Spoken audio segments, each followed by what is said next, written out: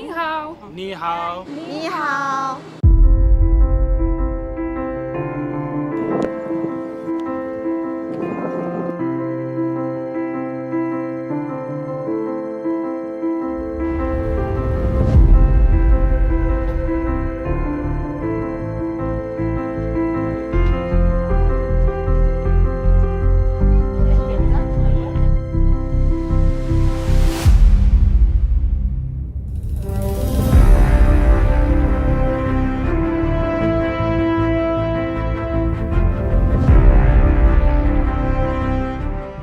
How did you used to travel before the opening of this Addis Ababa Djibouti Railway?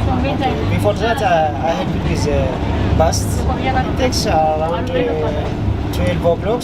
And now by train, how long does it take? Train around 9 o'clock. 9 o'clock. It's faster. It's faster. How do you think of the opening of this railway?